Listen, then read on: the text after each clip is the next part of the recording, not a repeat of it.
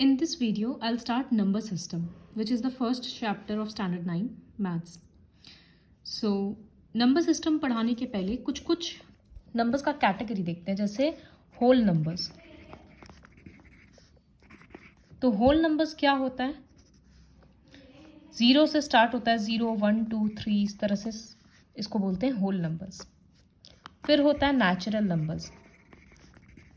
Natural numbers 1 से शुरू होता है, 1, 2, 3, 4 इस तरह से पूरा लास्ट तक सारा पॉजिटिव रहता है ये सब. लेकिन इसके बाद थर्ड होता है इंटीजर्स, जैसे -3, -4, -2, 0, 1, 2, 3 ये सब इंटीजर्स है. तो इंटीजर्स में नेगेटिव नंबर्स भी होता है, पॉजिटिव नंबर्स भी होता है. और ज़ीरो को नाइदर नेगेटिव नॉर पॉजिटिव बोलते हैं. ज़ीरो के आगे कोई साइन नहीं लगता. फिर अब हम लोग पढ़ेंगे रैशनल नंबर्स. ये भी स्टैंडर्ड 7 में ऐसे तो था. तो रैशनल नंबर्स क्या होता है? किसी भी नंबर को अगर p/q फॉर्म में लिख सकते हैं, लेकिन q 0 नहीं होना चाहिए. अच्छा, इसके पहले एक बताना भूल गया, फ्रैक्शंस. फ्रैक्शंस हम लोग पढ़े थे ना, जैसे 1/2, 3/5, 11/9 इस तरह का नंबर्स को फ्रैक्शन बोलते हैं, जिसमें न्यूमरेटर होता है और डिनोमिनेटर होता है. तो रैशनल नंबर में भी तो हम इसी तरह से लिख रहे हैं, न्यूमरेटर है डिनोमिनेटर है.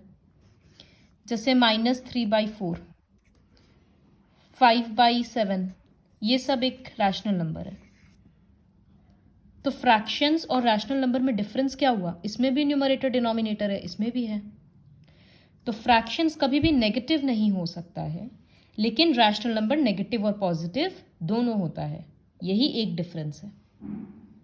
तो रैशनल नंबर का डेफिनेशन हम लोग बोलेंगे, any number which can be expressed in the form of p/q where, ये जरूरी है बोलना, where q not equals to 0. Denominator कभी भी 0 नहीं हो सकता है. इसको रैशनल नंबर बोलते हैं. तो अब अलग अलग चीज पढ़ते हैं. तो फर्स्ट एक्सरसाइज में पहला क्वेश्चन है, इज 0 अ रैशनल नंबर? तो 0 को तो हम लोग, ये रहा 0, लेकिन तो यहाँ नीचे में कुछ नहीं है, लेकिन नीचे में 1 तो लगा ही सकते हैं ना, क्योंकि 0 डिवाइडेड बाई 1 तो 0 ही होगा. अब हो गया ना ये p/q फॉर्म, ये रहा p, ये रहा q, और नीचे का 0 है नहीं. यहाँ क्या लिखा है? q not equals to 0. Numerator तो 0 हो ही सकता है. तो देयरफॉर हम लोग लिखेंगे yes, 0 is a rational number because it can be written in the form, ये सब लिख लेना खुद से, it can be written in the form 0/1.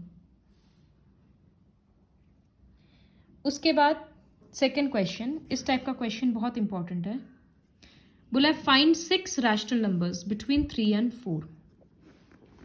अब 3 और 4 के बीच में तो कोई नंबर ही नहीं है हम लोगों के अकॉर्डिंग. मतलब इस तरह से काउंटिंग नंबर्स में तो 3 के बाद 4 आ गया. तो अब इसके बीच में नंबर्स कहाँ से निकालें? तो देखो किस तरह से लिखते हैं, यहाँ से सोल्यूशन स्टार्ट है. 3 को लिख सकते हैं 3/1 और 4 को लिख सकते हैं 4/1. अब दोनों में कोई एक बड़ा नंबर मल्टीप्लाई करो. जैसे यहाँ पर 6 रैशनल नंबर्स निकालना है ना, तो सपोज हम दोनों में 10 मल्टीप्लाई कर रहे हैं, ऊपर और नीचे.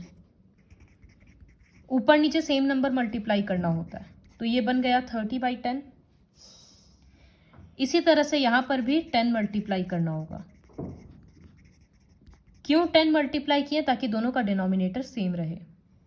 अब देखो 30/10 तो 3 ही है, तो ये इसके साथ तो सेम ही हुआ ना. तो 3 और 4 के बीच में नंबर्स नहीं मिल रहा था, लेकिन 30/10 और 40/10 के बीच में तो बहुत सारा नंबर्स है. 31/10, 32/10, 33/10 इस तरह से. तो अब हम क्या लिखेंगे? 6 रैशनल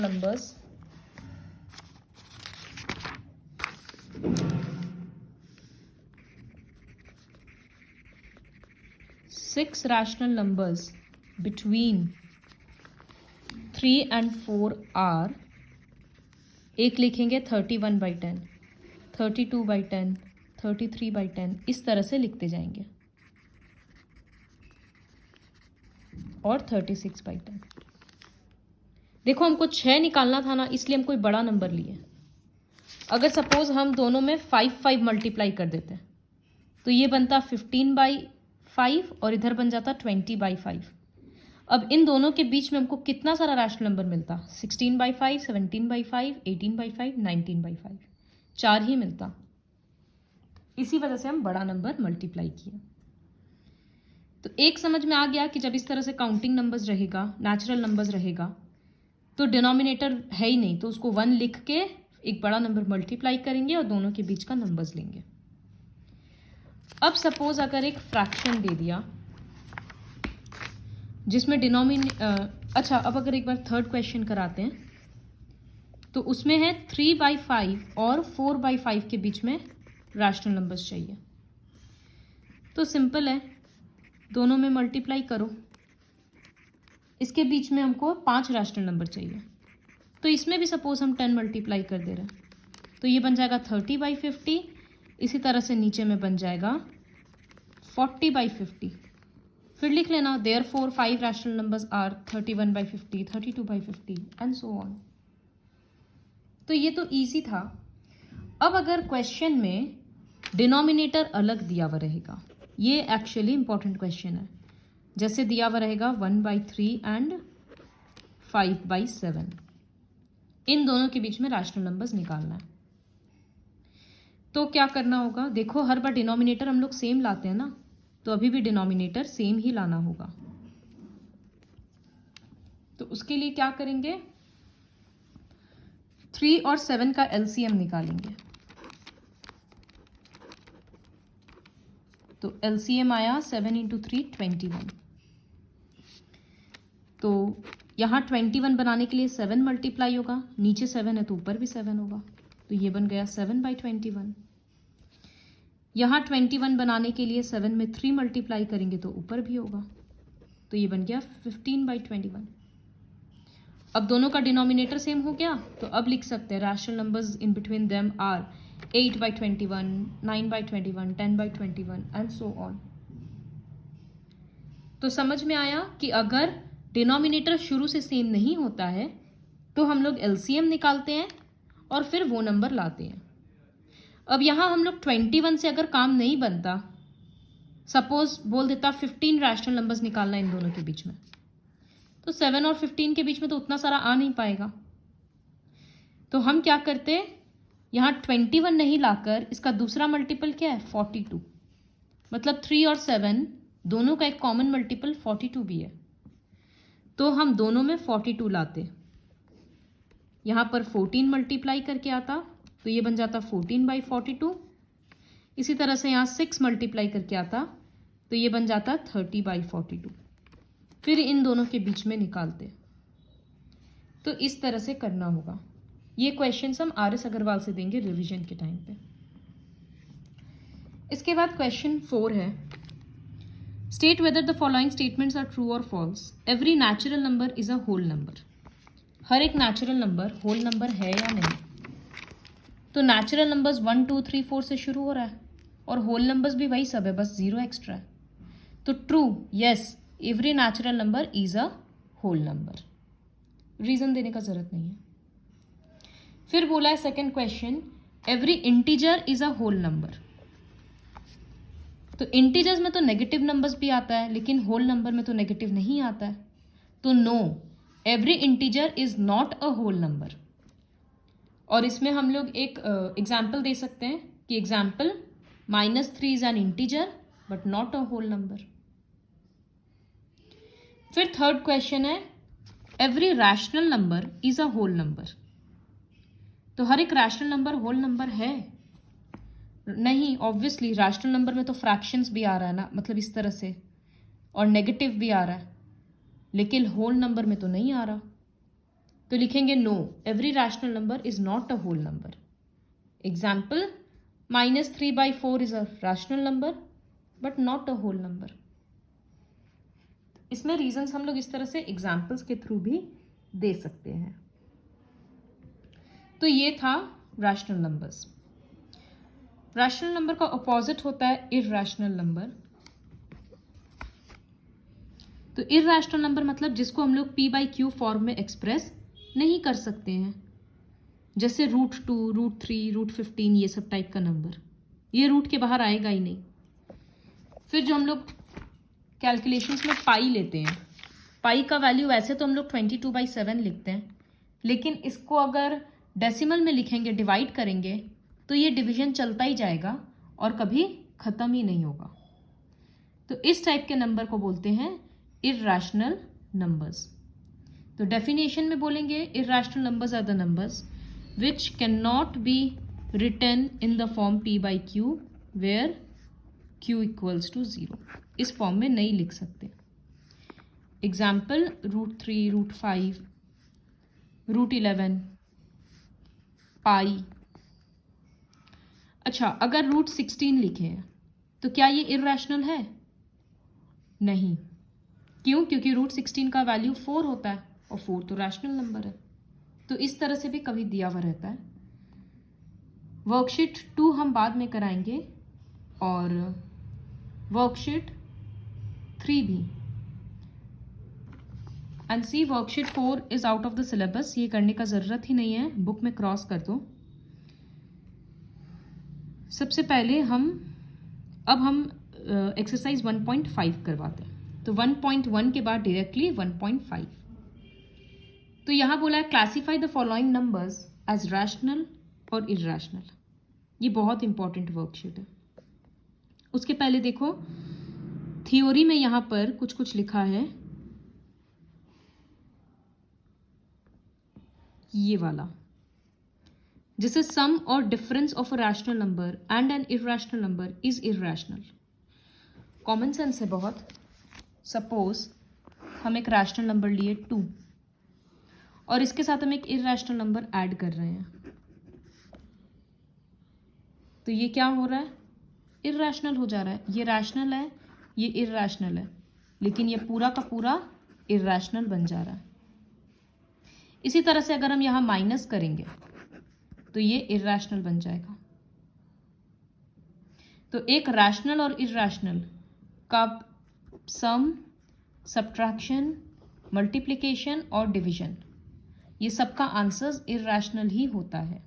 सपोज 2 × √3 करेंगे तो ये 2√3 होगा, ये भी इर्रेशनल है। डिवाइड करेंगे तो 2/√3 लिखेंगे, ये भी इर्रेशनल है। लेकिन अगर हम एक इर्रेशनल नंबर लेते हैं, सपोज 2√3, ये एक इर्रेशनल नंबर है। अब हम इसको एक दूसरे इर्रेशनल नंबर के साथ डिवाइड करते हैं, तो ये क्या होगा? 2√3/√3, ये कट गया तो 2 बच गया। 2 तो रैशनल है। ज़रूरी नहीं है हर बार कट जाएगा, तो कभी इर्रेशनल भी आ सकता है, कभी रैशनल भी आ सकता है। तो इसी तरह से प्रोडक्ट, डिवीजन, सब्ट्रैक्शन और addition of an irrational number with another irrational number may be rational और इर्रेशनल। आंसर क्या आएगा वो करके देखना पड़ेगा, लेकिन एक रैशनल और इर्रेशनल का आंसर हमेशा ही इर्रेशनल आएगा। इसके बेसिस पे हम लोग अपना वर्कशीट स्टार्ट करेंगे। पहला क्वेश्चन बहुत इजी है, सिर्फ आइडेंटिफाई करना है कि रैशनल है या इर्रेशनल। तो 2 - √5 दिख रहा है कि √5 तो हट नहीं सकता है, तो यहाँ लिख देंगे इर्रेशनल। इसी तरह से ये भी इर्रेशनल है। यहाँ पर 2 × पाई, पाई तो इर्रेशनल है, तो उसके साथ अगर 2 मल्टीप्लाई हो रहा है तो भी वो इर्रेशनल ही बन रहा है, तो इसमें लिख देना इर्रेशनल। अब थर्ड क्वेश्चन में √7 कट जा रहा है, तो आंसर क्या आ रहा है? 2/7 रैशनल होता है। इसको लिखेंगे कैसे? इस तरह से,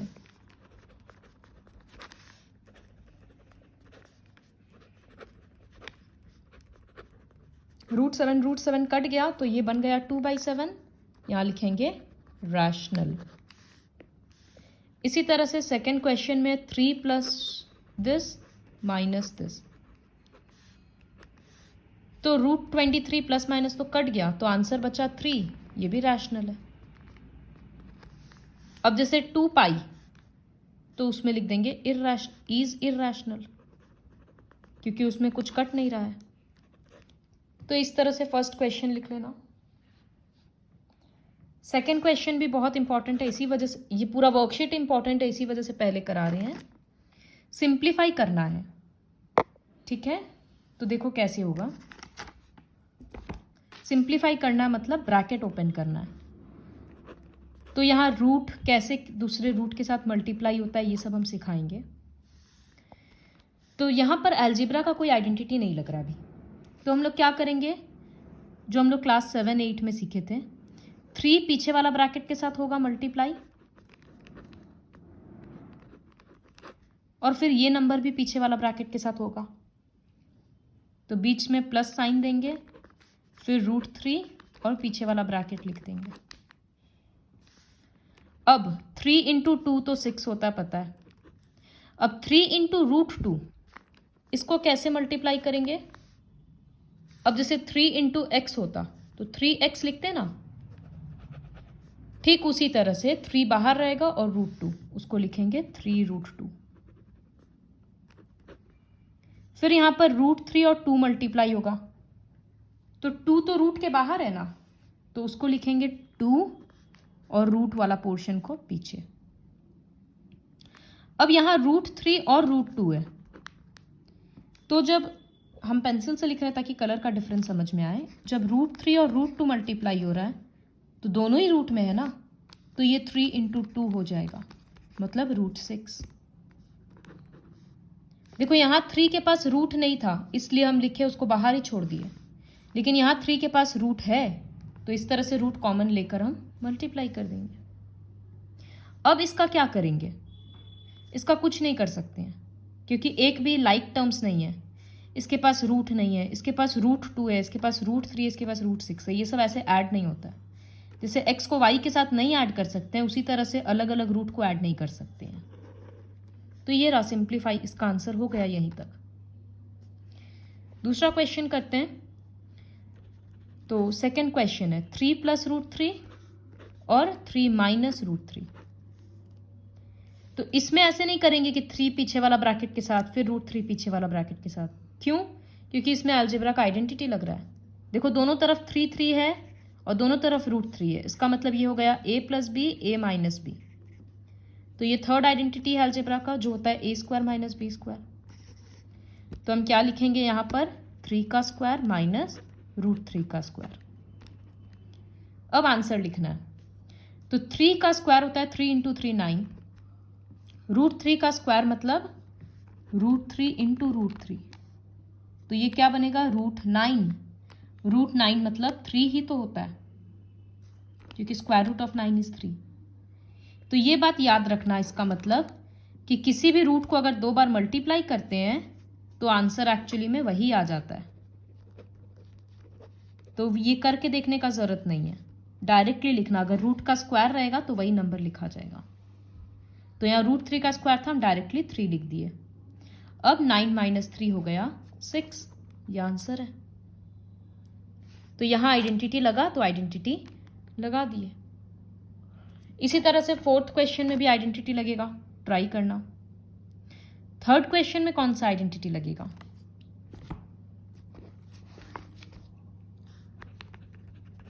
जैसे √5 + √2 का होल स्क्वायर है, तो इसमें क्या लगेगा, ये होता है, ये है a + b का होल स्क्वायर जो बनेगा a² + b² + 2ab। तो हम एक बार लिखेंगे √5 का स्क्वायर, एक बार √2 का स्क्वायर + 2 × √5 × √2। तो √5 × √5 √25 होगा जिसका वैल्यू 5 ही आएगा। हम डायरेक्टली 5 लिख रहे हैं, यहाँ डायरेक्टली 2।